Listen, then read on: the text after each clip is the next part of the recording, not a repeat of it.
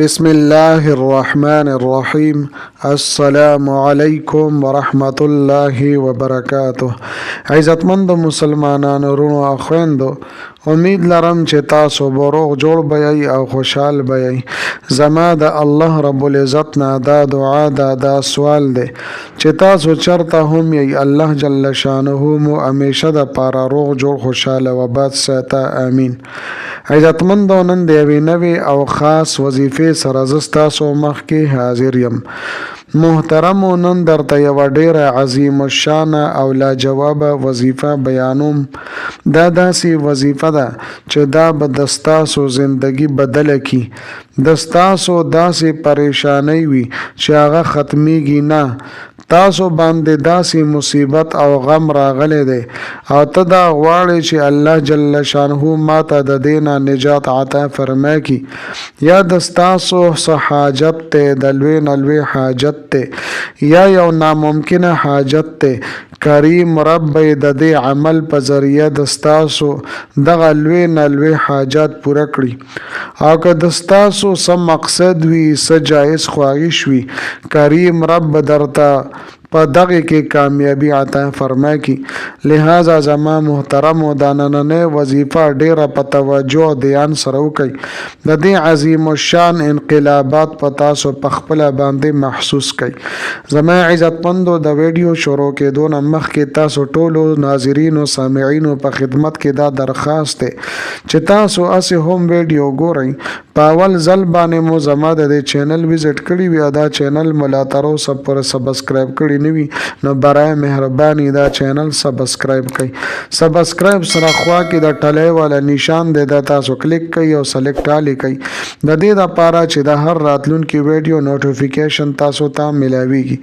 زما عزتمندو، زما د حوصله افزایی لپاره ویډیو ضرور لایک کړئ او لاندې کمنټ کې تاسو ماشاءالله، سبحان الله، جزاک الله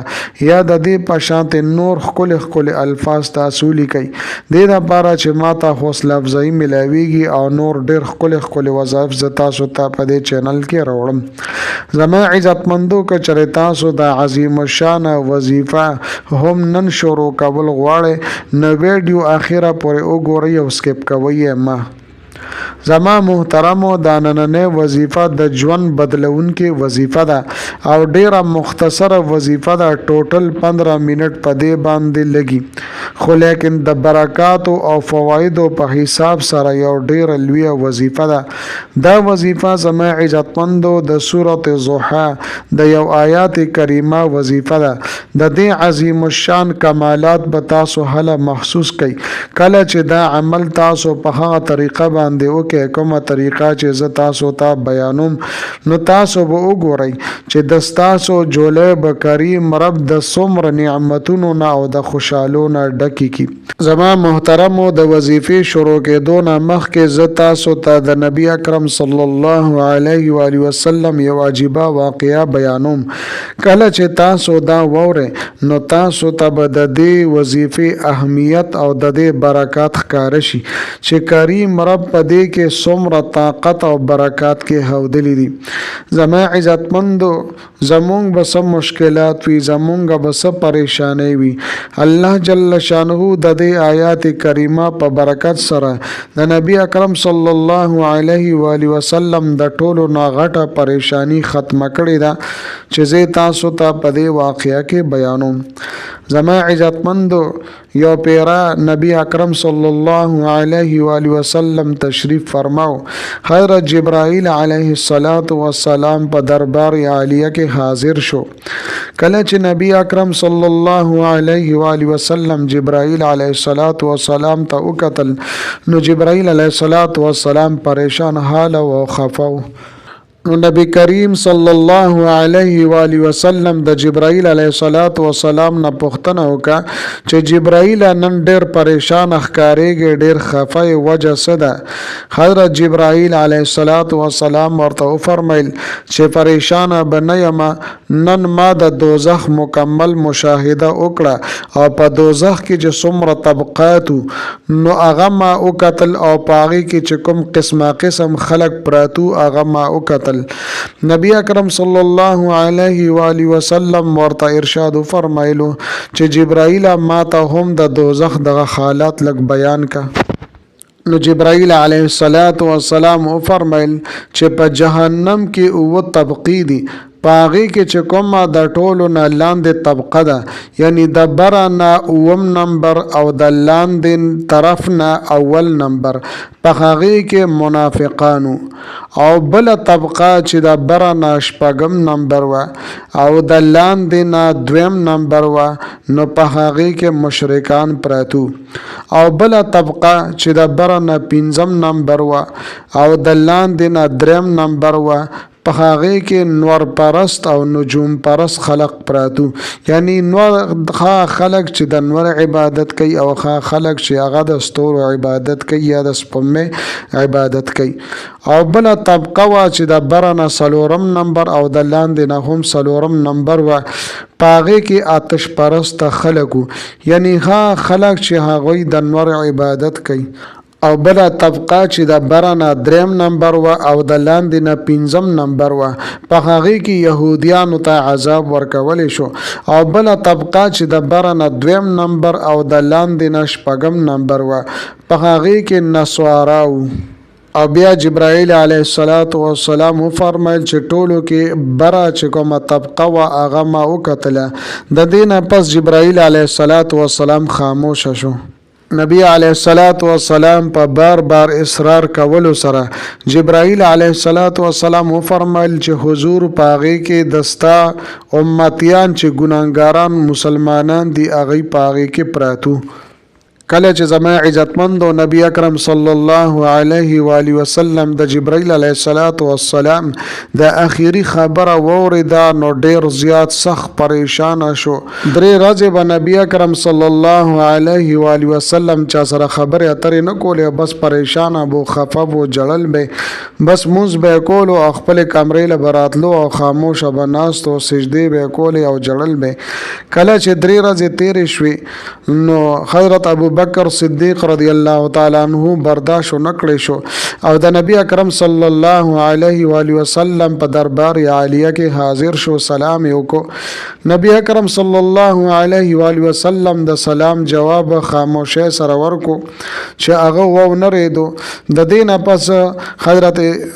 ابو بکر صدیق رضی الله تعالی عنہ هغه واپس شو. حضرت عمر فاروق رضی الله تعالی عنہ له واقعه بیان کړه. حضرت عمر فاروق رضی الله تعالی عنہ بیا تشریف راوړو، نبی اکرم صلی الله علیه و آله وسلم باندې سلام واچولو. نبی اکرم صلی الله علیه و آله وسلم د سلام جواب ورکو،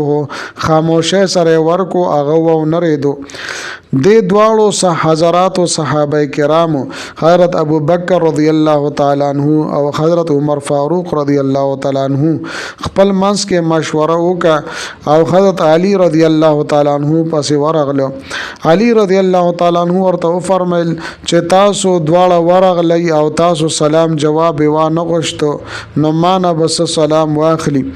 علی رضی الله تعالی عنہ هغه ته فرمایل چې زه فاطمه الزهرا رضی الله تعالی عنها له اصرار کوم او هغه به بوزم نبی علیه السلام سره به خبر یو کی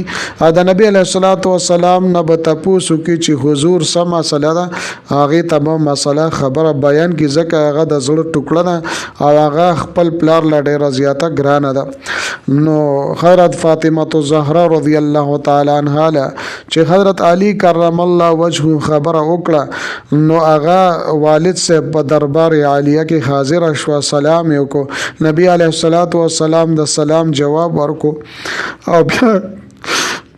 بیا نبی علیه السلام ته نه تاسو کو چې لوري څه خبره ده ته ولې راغلې؟ نو هغه ورته وی چې دغه رنګ ابو بکر رضی الله تعالی عنہ راغو، عمر فاروق رضی الله تعالی عنہ راغو او تاسو ورته د سلام جواب ورنکو، تاسو سره خبرې وکي بابا جان څه خبر چې تاسو ولې خفای؟ نو نبی اکرم صلی الله علیه و آله وسلم حضرت فاطمه الزهرا رضی الله تعالی عنها له دا ټول واقعه بیان کا او ورته فرمایل چې زما لوري کې ما سره د خپل امت ډیر زیات فکر دی چې زما د امت بس کېږي د دې نه پس بیا نبی علیه الصلاۃ والسلام په سجده باندې پریوتو او جړل او ډیر شی جړل 3 ورځې پس حضرت جبرائیل علیه الصلاۃ والسلام بیا تشریف راوړو او نبی اکرم صلی الله علیه و آله وسلم باندې دا آیات مبارکه را نازل کو ولا سوف يعطيك ربك فترضى ستا رب تا ته دومره درکې چې تب راضي شي تب خوشحال شي د دې مطلب دا دی چې زما پیغمبره ما تاسو ته د سفارش اجازه ترکړې ده چې څومره د تاسو خوښه وي نو خپل ګناهګاران امتیان تاسو د دوزخ نه رئیس کله چې زما عزتمندو د آیات مبارکه جبرائیل علیه السلام راوړو نو نبی اکرم صلی الله علیه و آله وسلم ډیر خوشحال شو او مخ مبارکه د خوشاله نه پړکېدو او ډیر زیات خوشاله چې الله جل شانه ما ته د خپل امت د سفارش اجازه راکو بهر حال زما عزتمندو واقعیا ډیره لوی او خو ما تاسو ته مختصره بیان کا اوس مونږ وګورو د نبی اکرم صلی الله علیه و آله وسلم پریشانی او خفګان هغه غټو او که زمونږ پریشانی او خفګان غټ ته بل دا د نبی علیه الصلاۃ والسلام زمونږ د پر دومره دعاګانې کړي دومره جلاګانې کړي دي پکار د چې مونږ د نبی علیه الصلاۃ والسلام په سنت باندې عمل وکړو د نبی اکرم صلی الله علیه وسلم سنت دا سدي مسواک ته دغه رنګي ګیره پر خودل لیدا د نبی علیه الصلاۃ والسلام ټولو کې غټ سنت ته چې مونږ د نبی علیه الصلاۃ والسلام د شکل په شانتي شکل جوړ کو د نبی اکرم صلی الله علیه وسلم د جامو په شانتي مونږ جامع او خلیه مونږ اختیار کو د نبی علیه الصلاۃ والسلام په سنت باندې مونږ عمل کوو بهر حال زما عزتمندو دا آیات مبارکه الله جل شانه په نبی علیه الصلاۃ والسلام باندې را نازل کو او د هغوی دا ټوله پریشانی او خفګان الله جل شانه دی آیات مبارکه سره ختم کو و زما عزتمندو راځم وظیفه طرف ته مکمل ترتیب او طریقې کار ز تاسو ته بیانوم طریقې دا چې دا وظیفه به تاسو 3 ورځې په مخ باندې کوي او چې څه ټایم تاسو دا وظیفه وکا نو روزانه به هم په دغه ټایم باندې تاسو کوي دا نه چې نن مو سحر وکا یا نن مو ماسپښین وکا یا مازیګر مو وکا یا ماښام یا ماسخوتن او سبا له بیا بل ټایم کې تاسو کوي نه زما عزتمندو نن دا وظیفه تاسو ماسپښین وکړله نو سبا ماسپښین به کوي نن مو مازیګر وکا نو سبا مازیګر به کوي خو 3 ورځې په مخ باندې دا وظیفه تاسو جاری ساتئ زما عزتمندو د ټولو نه مخ کې به 3 پیری یعنی طاق عادت کې به تاسو درود شریف وایي که 3 پیری وایي که 15 پیری کو و پیری کا چې څومره پیری تاسو ویل شي هو طاق عادت کې بیا به دا آیات کریمه ولا سوف يعطيك ربك فترضى دا به 313 مرتبه 314 پیری به تاسو وایي د دې نه پس به زما عزتمندو بیا 3 پیری تاسو درود شریف وایي که مخ کې اول سر کې 3 پیری ویلو بیا 3 پیری که مخ کې 15 پیری ویلو نو بیا 15 پیری کمخ کې مو و پیری درود شریف ویلو نو بیا و پیری درود شریف وای د دې نه پس به زما عزتمندو د دعا د پر الله سپورت کوي انتهایی توجه عاجزه سره ګړګړه سره بد الله جل شانه نه دعاګانې وغوړي ان شاء الله تعالی زمونږ هر قسم پریشانی مشکلات مصائب او تکالیف الله جل شانه به د دې وظیفه په برکت سره ختم وګرځي زما عزتمندو امید لرم چې دا ویډیو دا وظیفه او ډیره زیاته خوښی وي که ویډیو مو خوښی وي ویډیو لایک کړئ چینل سبسکرایب کړئ ملاوي ګم تاسو سره بل ویډیو کې بل وظیفه سره تر هغه وخت پورې ماته اجازه راکړئ دلوي الله پامان